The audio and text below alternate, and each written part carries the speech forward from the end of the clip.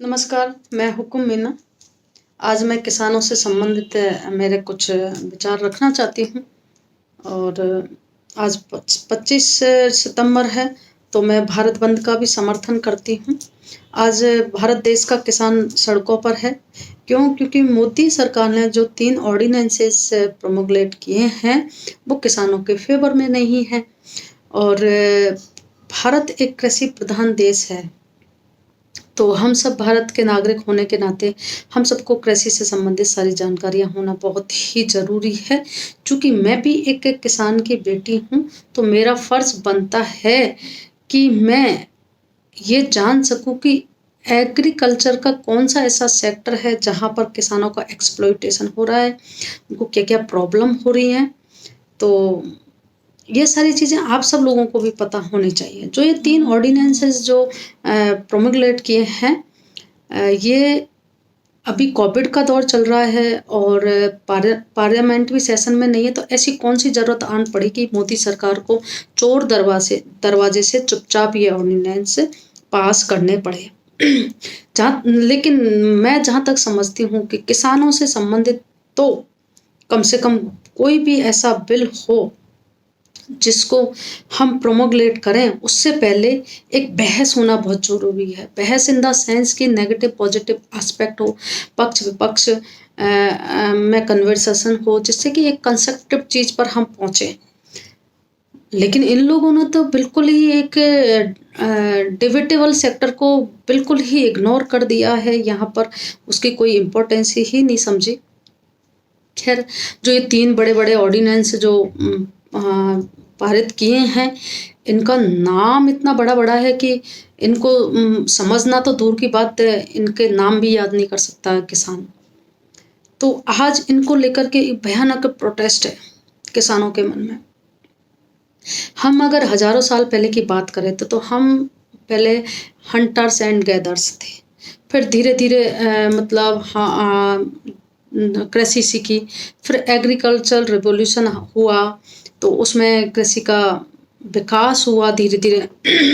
हम कुछ certain crops उगाने लगे। मतलब आज़ादी के बाद से ही आधे से ज़्यादा लोग कृषि पर निर्भर रहने लगे। इवन यहाँ तक कि जो जीडीपी का 15 से 16% जो हिस्सा था, वो कृषि से ही है। तो जहाँ मतलब लेकिन ये वेरिएशन अलग-अलग स्टेट का अलग-अलग था, क्योंकि कई स्टेटों की जो मिट्टी थी वो बड़ी उपजाऊ है और कई स्टेटों में मिट्टी उपजाऊ इतनी नहीं है, तो वहाँ पर जो उत्पाद है वो कम होता है। हम नॉर्थ इंडिया की बात करें तो वहाँ पर रिवर्स का ज़्यादा जाल है, तो वहाँ की जो मिट्टी है वो काफ़ी फर्टाइल है। पंजाब, हरियाणा और इवन यूपी का भी कुछ पार्ट, तो वो काफ़ी फर्टाइल है। तो वहाँ अधिकतर मतलब किसान, वहाँ के किसान काफ़ी आगे हैं। वो किसान खेतों से अपना काफ़ी मतलब व्यवसाय के तौर पे वो करते हैं वहाँ के किसान। और कुछ स्टेट ऐसे हैं जो कृषि में काफ़ी पीछे हैं। तो हमें ये जानना बहुत ज़रूरी होगा कि एग्रीकल्चर मार्केट में कौन-कौन से इश्यूज हैं। किसान अपनी मार्केट व्यवस्था कैसे करता है, उसको बहुत स्ट्रगल करने पड़ते हैं। जब भारत का 50% किसान केवल कृषि पर निर्भर है, तो इतना बड़ा प्रोफेशन होने के बावजूद भी मतलब किसानों का आउटपुट इतना कम क्यों है?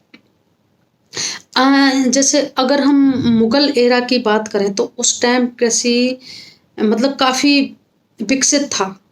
इतना कि कम से कम 33% भारत जीडीपी में कृषि से मतलब कृषि का कंट्रीब्यूशन था।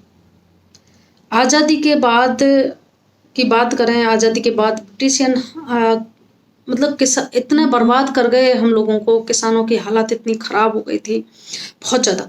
तो किसानों की हालत सुधारने के लिए 1960 में एक एपीएमसी एक्ट लाया गया।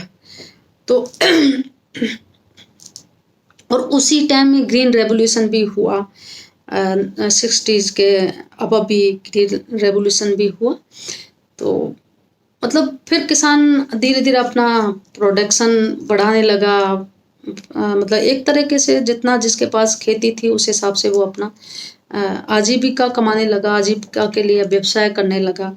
उनके पास अगर सेलिंग ऑप्शन की मैं बात करूँ तो उनके पास सेलिंग ऑप्शन में लोकल मार्केट से वो विलेज एग्रीगेटर्स को अपना जो प्रोड्यूस है वो सेल करते थे। फिर उनके पास एपीएमसी मंडीज थी, और तीसरा ऑप्शन उनके पास जो था वो एमएसपी ही था, जिस पर सरकार उनका प्रोड्यूस प्रिक्योर कर लेती थी। जो एपीएमसी मंडीज थी मतलब ये काफ़ी रेगुलेटेड थी, और इनका एक तरह से पंजाब हरियाणा में तो इनका एक जाल सा बिछा हुआ है, तो वहाँ पर किसानों ने इनका काफ़ी प्रॉफिट लिया। तो वहाँ एपीएमसी जो मंडीज है वहाँ पर बायर्स और ट्रेडर्स किसानों का प्रोड्यूस खरीदते थे, और कुछ अगर उनका बच जाता था तो वहाँ पर सरकार उनका एमएसपी पर उनका प्रोड्यूस जो थी वो प्रोक्योर कर लेती थी। लेकिन over the year APMC mandis में भी कुछ फ्लॉज निकले। वो फ्लॉज क्या थे? जो वो ये थे कि जो मार्केट कमेटी थी उसके पास लाइसेंस देने का इतना अधिकार था कि वो बहुत ज़्यादा लाइसेंस देने लग गए। एक तरीके से लाइसेंस राज स्टार्ट हो गया था।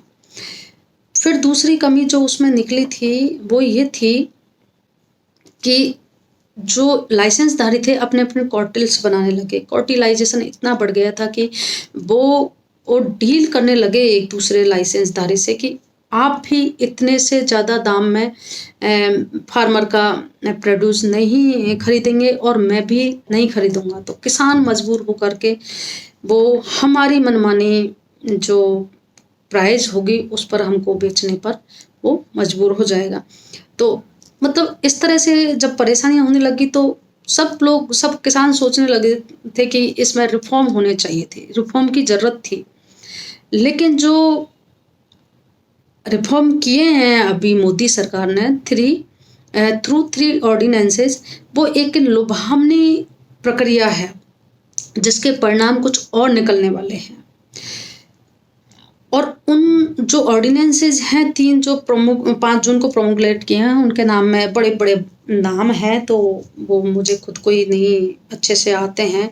फिर भी मैं पहला जो ऑर्डिनेंस है वो farmers produce trade and commerce. दूसरा जो ऑर्डिनेंस है वो है एसेंशियल कमोडिटी एक्ट 1955, और तीसरा जो ऑर्डिनेंस है वो है फार्मर्स एग्रीमेंट प्राइस। तो इन तीनों ऑर्डिनेंस का जो बड़े डिफिकल्ट से नाम है। तो अब मैं जो फोकस करूंगी वो उस पर करूंगी कि किसान नाराज क्यों हैं।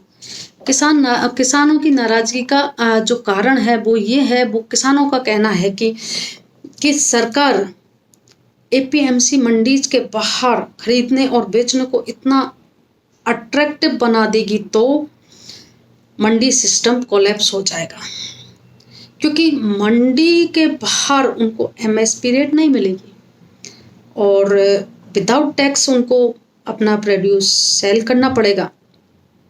और जो बायर्स ट्रेडर्स हैं वो तो चाहते हैं कि विदाउट टैक्स मतलब वो उनका प्रोड्यूस लें, और मंडीज के बाहर कोई भी एमएसपी एक्सेस ही नहीं करेगी। तो इससे किसानों का मतलब किसानों पर प्रभाव तो बहुत पड़ेगा, और किसानों को मंडी के बाहर कोई ये नहीं बताएगा उनको कि उनको ट्रीट किया जा रहा है या उनका शोषण हो रहा है। और मतलब उनको कोई नॉलेज, इतनी खुद के पास तो नॉलेज है नहीं किसानों के पास, ना इतनी समझ है, ना उनके पास इतने पढ़ने लिखने की क्षमता है कि वो ये जो बड़े बड़े जो ट्रेडर्स आएंगे, जो कंपनियां हैं, ये जो कॉन्ट्रैक्ट जो बनाएंगी उनको समझ सकें और वो उनके लीगल बैटल में उनसे जीत सकें। तो एक तरह से मंडी सिस्टम कोलैप्स हो जाएगा। मंडी सिस्टम कोलैप्स होने का मतलब है कि कारपोटाइजेशन का मतलब एक तरह से धावा बोलना। तो यहाँ पर जो बड़ी बड़ी कंपनियां अपनी अपनी मोनोपोली सेट करेंगी फिर, और वो मोनोपोली सेट होगी तो अपने अपनी मनमर्जी चलेगी। तो एक तरीके से मोदी सरकार ने यहाँ पे भी एक प्राइवेटाइजेशन को ही घुसाने की एक कोशिश कर रहे हैं। और जो ये बोला जा रहा है कि वन नेशन वन मार्केट, अरे भाई ये सुविधा तो पहले से ही थी किसान के पास, और इस सुविधा का कोई मतलब भी नहीं है, क्योंकि किसान, भारत का किसान हरियाणा, यूपी, पंजाब के किसान को छोड़ करके इतना सक्षम नहीं है कि ऑल इंडिया में अपना प्रोड्यूस जा करके वो बेच सके, क्योंकि ना तो उनके पास इतनी जमीन है और ना कोई उनके पास इतनी समझ ही नहीं है। वो भारत देश का किसान इतना भोला भाला किसान है। तो ये जो पूरा जो इश्यू है ये free market versus regulated market का है। तो फ्री मार्केट में ना कोई टैक्स व्यवस्था होगी, ना कोई मतलब एमएसपी व्यवस्था होगी, और जो रेगुलेटेड मार्केट है वहाँ पर क्या है, एपीएमसी मंडीज है, वहाँ पर टैक्स पे वो किसान अपना प्रोड्यूस बेचते हैं, और उनका जो ट्रांजैक्शन है वो अकाउंट में आता है। एमएसपी पर वो अपना प्रोड्यूस बेचते हैं। तो एक तरीके से उनको वहाँ पर फ़ायदा जो हो रहा था। वैसे तो एमएसपी, बहुत सारे किसानों को एमएसपी का ही पता नहीं है कि ये होती क्या चीज़ है और किन फसलों पर एमएसपी है और किन फसलों पर नहीं है। केवल 6% किसान ऐसा है जो एमएसपी का फ़ायदा ले रहा है, बाकी के किसानों को इसका फ़ायदा भी नहीं मिल रहा है। लेकिन फिर भी एक इतने हद तक तो उसका शोषण नहीं हो रहा है। तो ये जो फ्री मार्केट वाला जो सिस्टम है, ये तो पहले से ही डेवलप कंट्रियों में ये पहले से ही है। तो हमको उन कंट्रियों से सबक लेना चाहिए। वहाँ पर ये इतना सक्सेसफुल नहीं है। किसानों की आय में वृद्धि की बजाय वहाँ पर कमी हुई है। वहाँ पर फार्मर सुसाइड केस बढ़ते जा रहे हैं।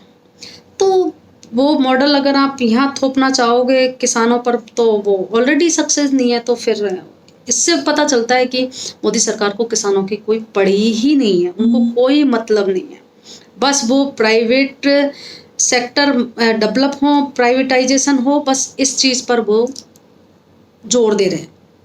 और जो दूसरे ऑर्डिनेंस की मैं बात करूँ कि असेंशियल कमोडिटी एक्ट 1955, उसमें जो स्टोरेज लिमिट है वो ख़त्म कर दी।